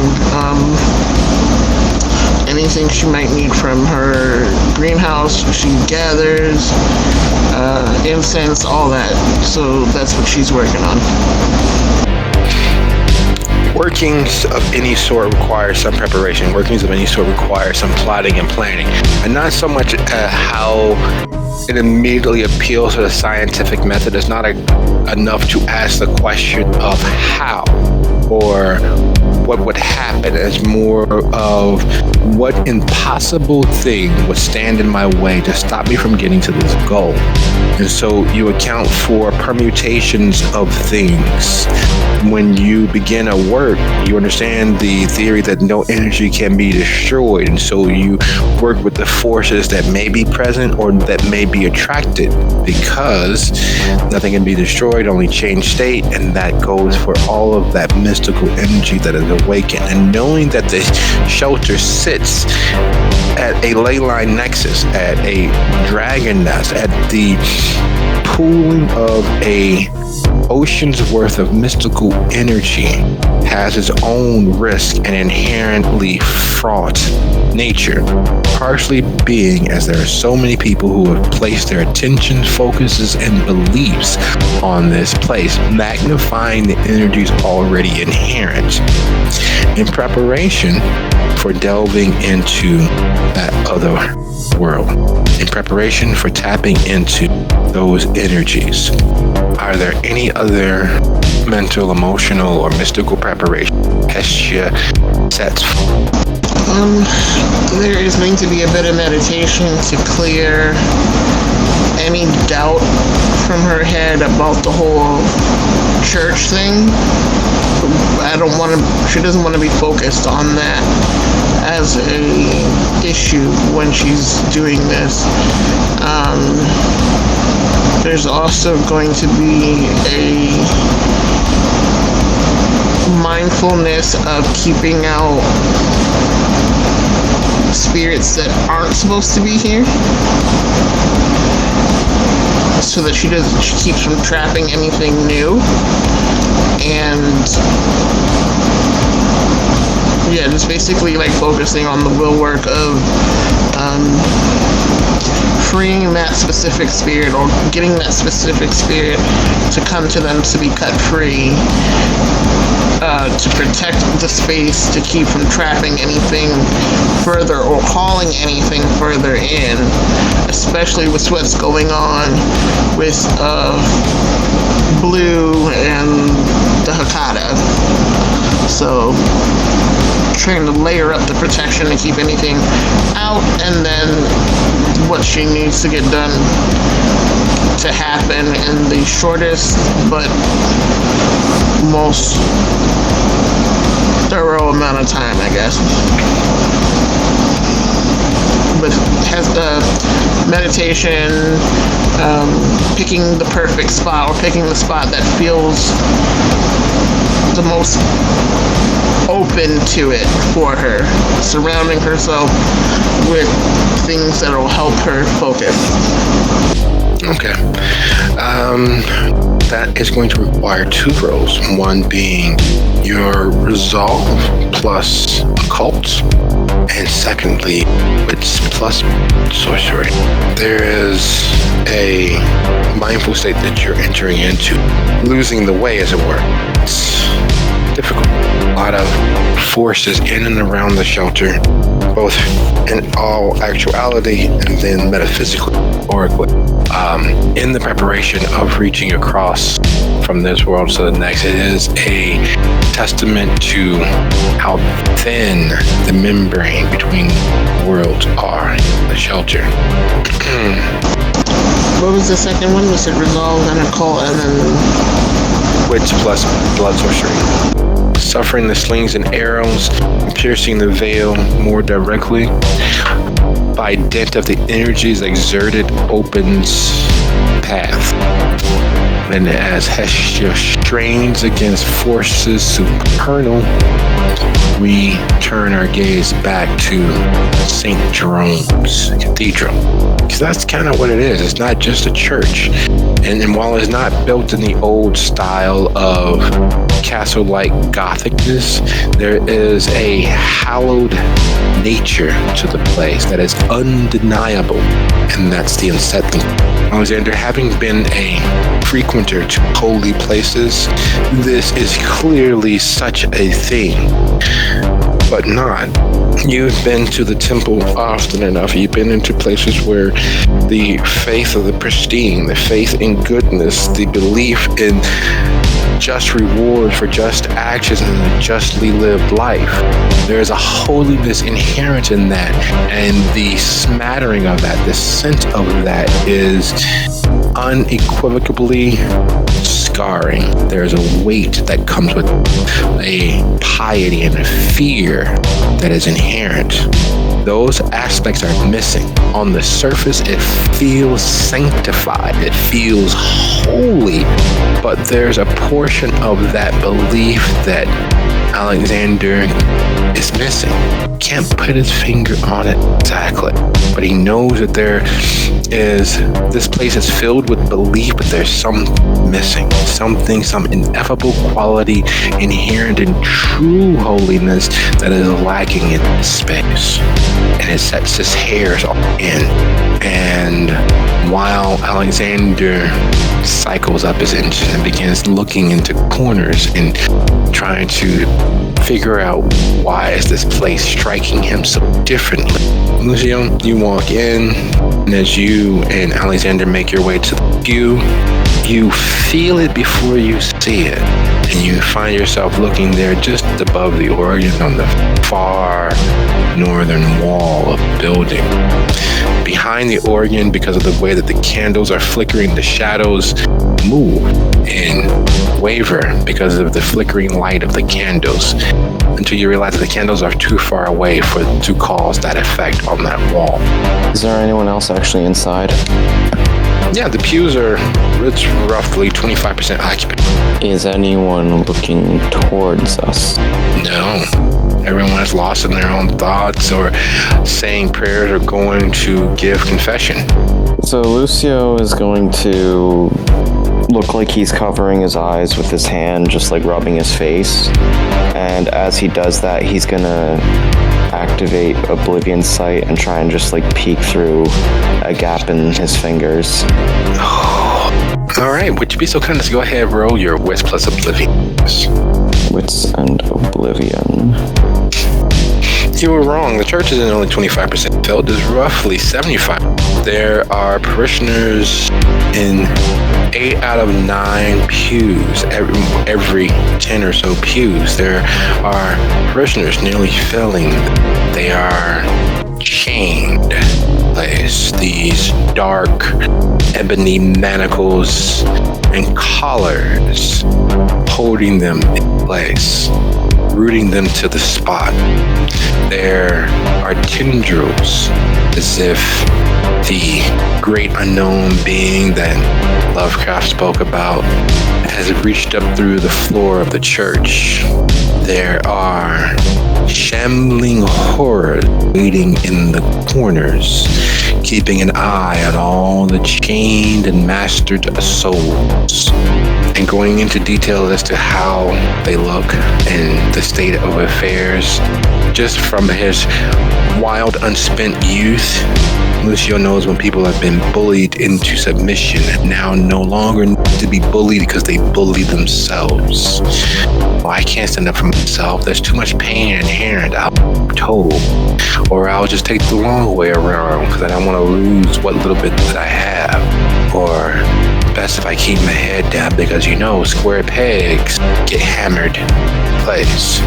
And that's the look and feel of the souls all about him. That's the look and feel of the shambling horror standing just in the corners, hanging near the candle, watching its light with glee, and waiting for just one inkling of rebellion, one inkling of not doing as needed as the masters demand. They are waiting to torment the other souls.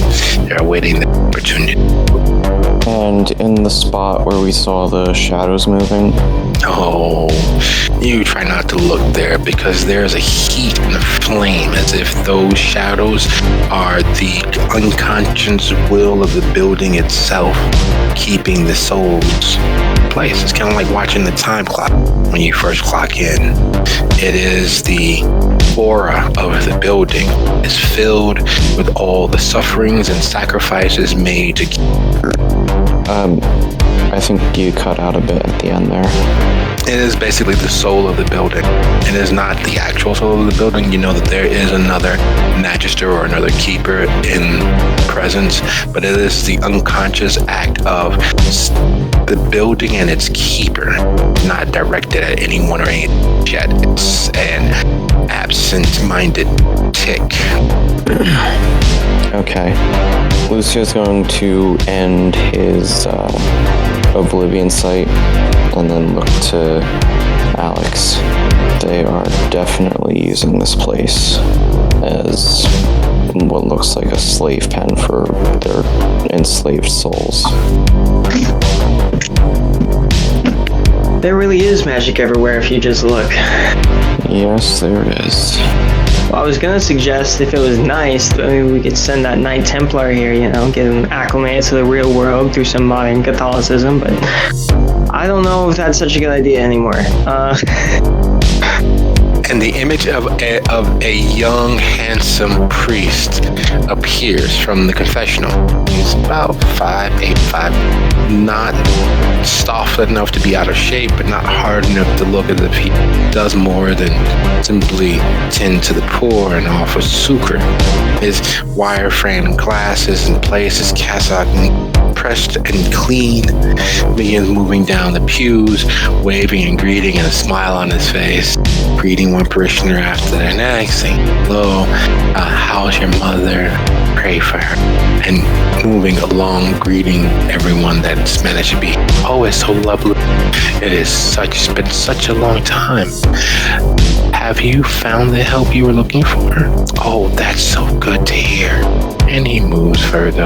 And you know for a fact, by the fact that you all are new faces, he is surely heading in your direction. Alright, he's coming this way. Got anything you want to ask him? Not really. I'm probably just gonna do my thing and as usual and listen and pay close attention. Alright, I'll see what I can get out of him. As he makes his way to your pew, his smile brightens. He clasps his hands. "Good evening, gentlemen. How are you? Father Bruce. How do you do?" Good evening, Father Bruce. "I don't believe we've had the opportunity to meet before. What brings you here tonight?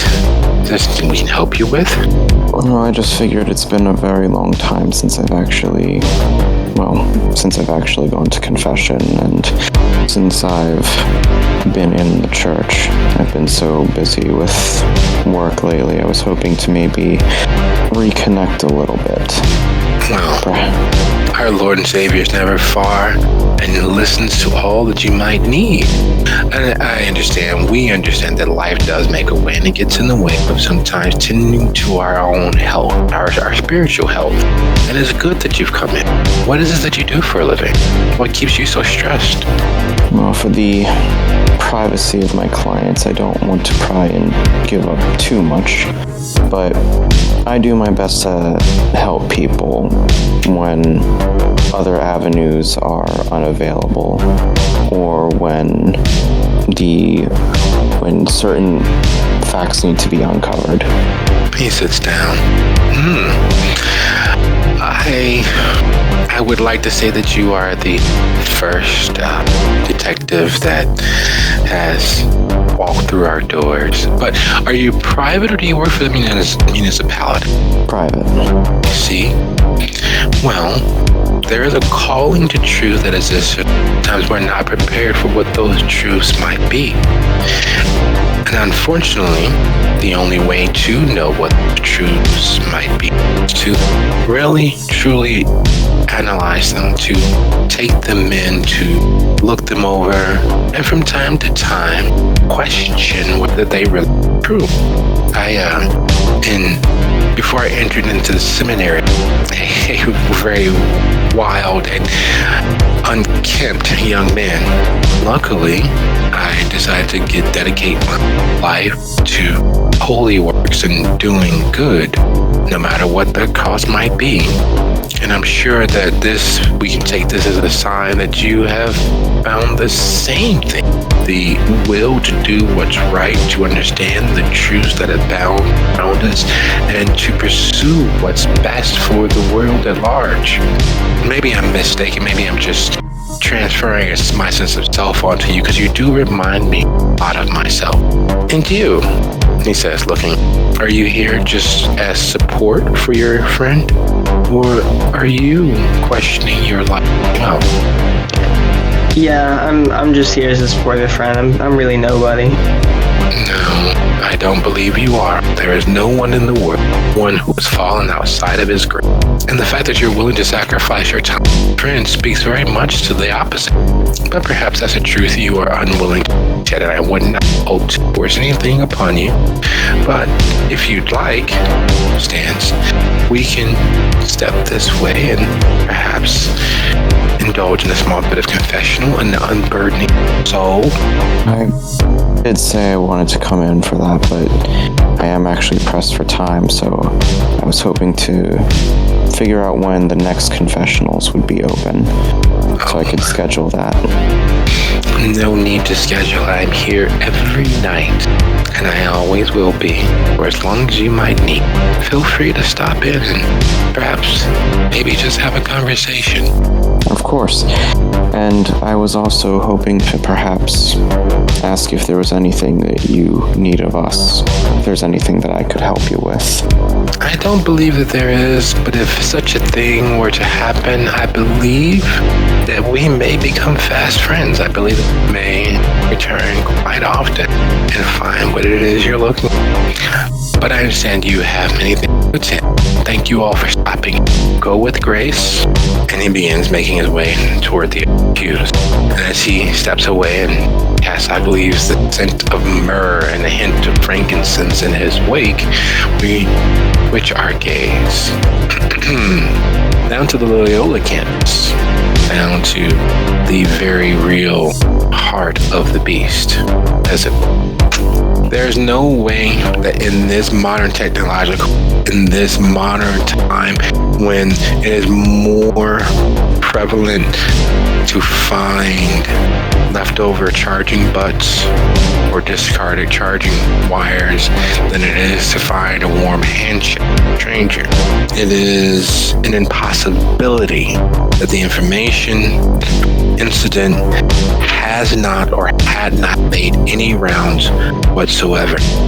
Even as Dizzy managed to escape the scene, it was already covered with people with cell phones and people taking in the site and talking to their friends or texting or streaming or otherwise putting the information out there into the world. Hell, you know for a fact that there's several different people who claim to be hackers, and the police body cam in this day and age would have already been released. And yet, there's not a wisp. There's not a whisper. There's not a faint hint as to any information on what actually took place. Does either was losing? I'm sorry, what was that? There's no information, nothing from the previously clearly recorded scene of a crime. There's nothing factually traceable about what happened. Everything's secondhand or third hand. Everything's exaggerated gossip. That is highly unusual. So somebody's already on this then, for good or worse. seeing how that is the case one way or the other, and there's not much I can do with it because there's not anything to do something with at the moment, I will maybe drop in on the instigator of all this. Finding her is as easy as throwing a rock, because she too is in Landon Hall. In fact, as per usual, at this sort of moment, she's in Landon Hall purportedly studying, but you know for a fact that there's a compilation being accumulated on social blackmail. There are accounts being scoured. There are pictures that go back to second and third grade being analyzed for details. There is her and her associates are data mining all of their targets, and there's several dozen, and it's being laughed off as a joke. But as someone who has an understanding as to how that information is useful for hacking into accounts, finding blackmail information, further blackmail utilizing actual information to create unfactual lies. And it's all being done in a manner that is out in the open and being laughed off as, oh my God, I can't believe you're stalking her. I didn't think you guys were friends at all. I don't like her. I just make sure what sort of person she is. After all, would you tolerate someone who could wear that to their 6th grade luncheon? Oh my God, girl, ridiculous. And as Dizzy makes her approach, Karen folds her hands like hyenas watch rogue lions. It's on sight, but unless, of course, the lion has something hyenas want at that moment, or unless the lion makes any overt actual action, there is a semblance of peace, even though it is one of the worst biased wars to take place. I will grab a seat somewhere adjacent to their little gaggle of death. Oh my God, can you smell that? Yes, it smells like poverty? No, it's worse than that. Oh, is that Aqua de Joe? No, that's Aqua de No. I will just stare at my phone and not pay much attention to them, outwardly anyway. The offhanded, subtextual dozens they are attempting to play only grow longer the Dizzy sits. It is clear that they are 100% talking about Dizzy from, oh my God, I wish I could get my hair color from a bottle. No, because then I'd have to do it myself. That's what most people are doing these days, aren't they? Only the poor ones. And on and on and on. And you realize how grating it is to be the target of someone's conversation without them ever addressing you by name or describing anything specifically that you might have. It is the most childish and strangely effective manner of making sure that you, by dint of being there, are saying that their behavior is okay, which is what most people would do. They choose to ignore it, choose to not buy in, they choose to not address it, because after all, they're only talking subtextual. They're not saying anything specifically about you, but it's clear that everyone in their gaggle of bitches, for lack of a better word, understand who and what they're talking. I will put my phone away, slide it into her pocket, and I'll look at him and go, I'm sorry, are you talking to me? As if anyone wants to talk to you, we want to talk to you. We'll say, hey, sugar. That's cute. So yeah, apparently you have some sort of problem with me. Do you guys want to, I don't know, have a committee and elect a champion, and we'll just fight one-on-one and decide this once and for all, or? Oh no, I would never fight someone of the alternative community. That would be really rude. And we know that you have a thing abusing your partners. Oh my God, are you serious? Oh yeah, the last guy that messed around with her ended up in a hospital. That's what I've heard. Are you serious? Oh yes. Do you remember Chandler? Oh, you mean the second string left tackle? Yeah, she gave him something that put him in the hospital. Oh my gosh, she's dirty too? Yes, look at that hair. You can't tell? Oh, I'm sorry. It's fun for me that I'm such a threat to you that you have to make shit up. Like, you can't even just attack something that's true. You have to invent shit. So go ahead, pick your champion. Oh, are you calling me a lie? Chandler's in the hospital, isn't he? Didn't you have a moment with him? I'm the lie. I don't know who the fuck Chandler is, and I haven't had a moment with anybody. So, are you the champion then? My God, you spend so much time with so many people you don't remember who your partners are? That is scandalous. But everyone has to find their own happiness. There's no need to be upset about it. We're okay with you being how you are. By the way, what's your major again? I'm glad that you're okay with how I am. She'll stand up, then roll up her sleeves. Oh, I'm so scared. You're gonna get expelled for battery or worse? But I'm sure your family's okay with being in jail, aren't they? Was it your daddy or your uncle? I'll take a couple pointed steps towards her with a big smile on my face. Go ahead, sweetie. I take Krav Maga. I will fuck you up. Well then, you shouldn't have any problem accompanying me to outside where you can Krav Maga and fuck me up. No, but I will defend myself. So please go back to whatever dumpster you crawled out of and leave us alone. So now you're making up shit about yourself too? Oh, sweetie, I'm sorry you were abused. I'm sorry that you're fucked in the head. And I'm sorry that you're clearly trash enough to sleep with enough people you don't understand who your partners are. But we're a little busy studying. So, bye-bye. Then I will close the distance and stand over her, just smiling down at her.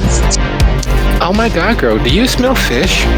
No, I smell lobster. Oh, I'm wrong. Crawfish. So are you gonna back that shit up, or am I gonna drag you outside and then you're gonna back your shit up? You're not going to touch me. 1. 2, if you were to be that dumb, I will seriously fuck. You understand that, don't you? That's the reason why no one's afraid of you. I'm clearly not your type. Oh, you're clearly afraid of me. No. Unlike you, the rest of us don't enjoy spending time behind bars. No one likes the police but you. Oh my goodness. Can you give a little space, dear? 1. Is that as high as you can count? And you're in college. You should be 2. You will not. So your little attempt at intimidation don't really affect me. And she starts immediately click on her keyboard.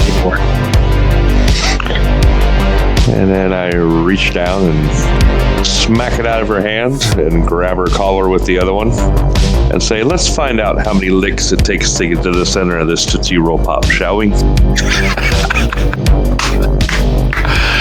All right, snatching her up is not necessary for a roll, as you all, a few moments later, are outside. It takes literally a few seconds. She is far lighter than she's seen. She just plays big, and that's not very big at all. She is 100% all talk as you exit into the night. And as you exit, we shift our gaze back to the shelter. Let's take a quick gander. And yes, there are certain truths to the world, and those truths are unmalleable. They are not changed. There's a cost for everything. And as Hesius runs the gauntlet, suffering through the various pressures of the layers between this world and the next, running the gauntlet, piercing the veil, staring into the near shadow that exists where the recently and sometimes less than recently departed, exist in the pale mirror to our world, and much like a demolitions expert, knowing how to do a thing and wanting to do it are often separate things, and knowing how to pierce the veil and wanting to do it are completely and totally separate things. There is an immediate dislike and an immediate want to not have to, but as Hestia does, she begins to see the traps that have been laid. There are several, and they are very well hidden. Most people who carry with the mystical would have looked past it because it's woven into the very protections that Hestia has erected around the shelter. Jen didn't lie. She has spent quite a lot of time searching, probing, looking without touching, examining from a distance, and laying her own protection so that when she did finally approach, she had all of the backup that she needed, or thought that she might need in case of her death. Those traps are numerous and layered upon layers upon layers up as Hestia swims and snips and disentangles and appeases the few spirits who remain even after Jen has left.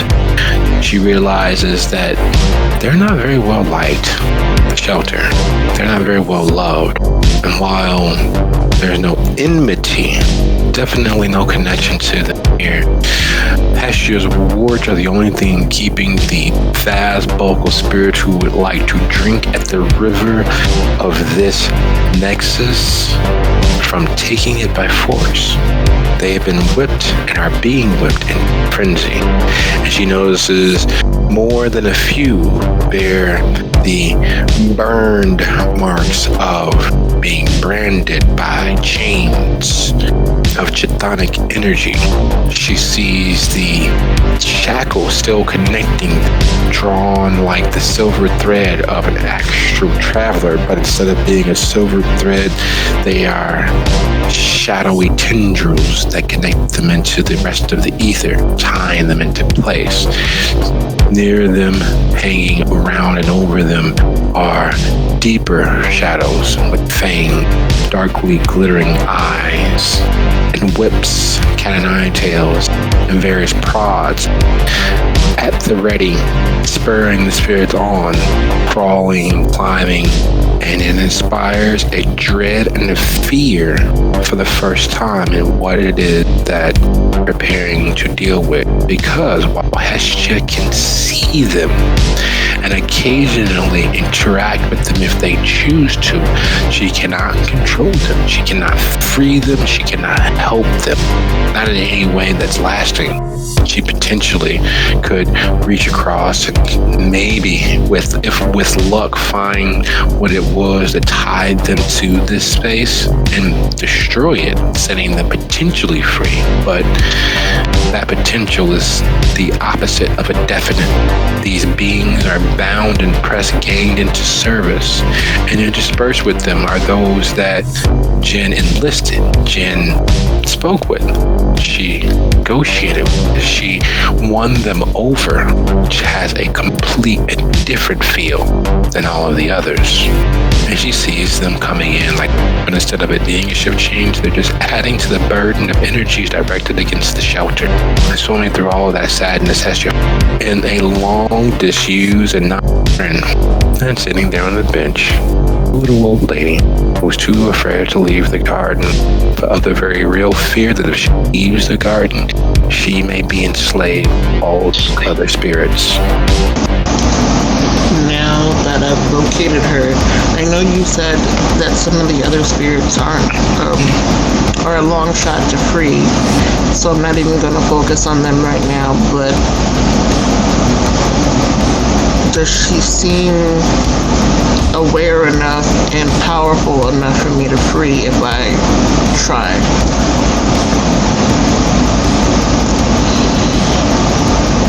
She's not a slave, she's hiding. Okay, so what I'm going to try to do is get close without causing any attention to come to her. And and get my message to her that I'm trying to get her back to the outside world. Her granddaughter's waiting for her.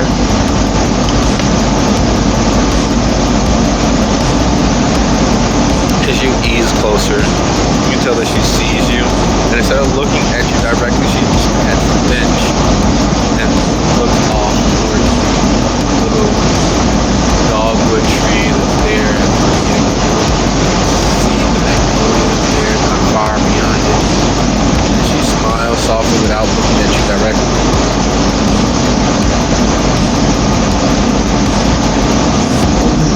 My other self, like, very delicately sits.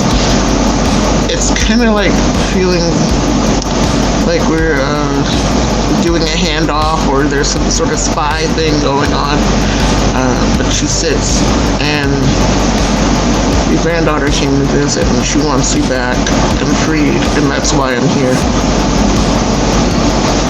Well, that was very nice of her. Foolhardy, to be more exact, but I understand. My blood often is more brave than they are smart. No. I just have to make sure that you're real and not one of the tricks. But you know, there are certain things you don't see out of your eyes and you don't look directly at it. Sometimes that's how the truth is. It's always just there, just to the left of where you might expect it to be. So, did you speak with Jen? Jim, yeah. Or, Jen. I didn't expect her to actually have a real gift. You know how kids look. I'm there now. Think they know what it is they're doing. But I suppose I probably should. It's only so long that you stay here at what was.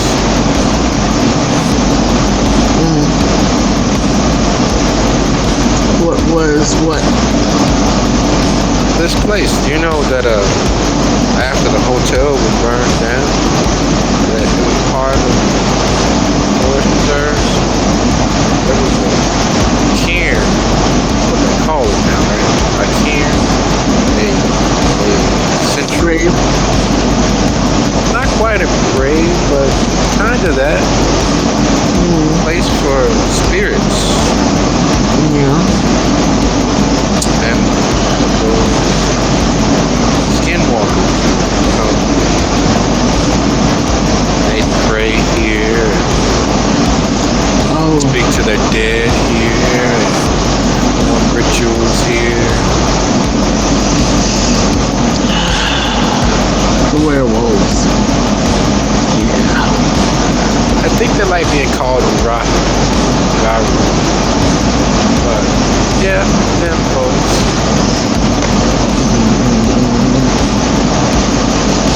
It was their sacred ground before it was the hotel, before it was the hospital.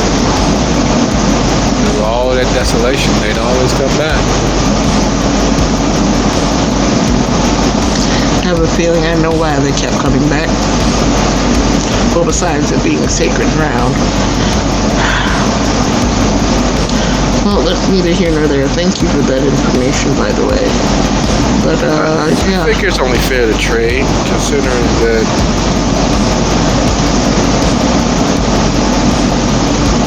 well, I suppose you'll find out sooner or later. Might as well be able to tell you. Tell me what? There's already been one sacrifice made. Sacrifice? Yeah, sacrifice. You know, it's where someone loses their life. I know what it means, but who was sacrificed to what?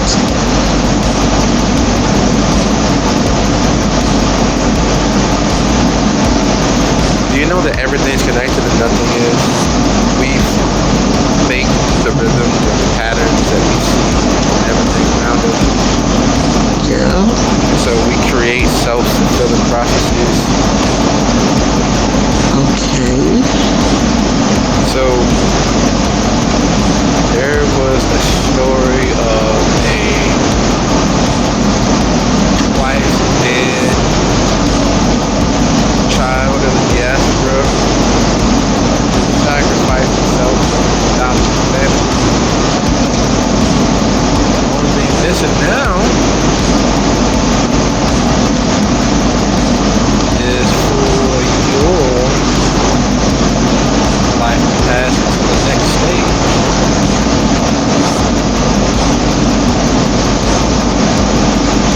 Shadow Kings to have what they need, and teach the necromancers to get what they need. Well, you can imagine that's bad for everybody, good for some.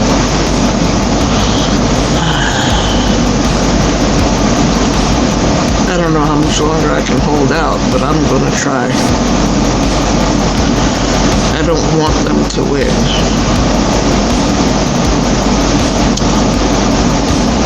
Yeah, but what are you doing to make them actively lose? But I'll be going. Thank you for coming to get me. She stands up and looks down on you for a second. I do miss being able to hug people. And then she fades into nothingness.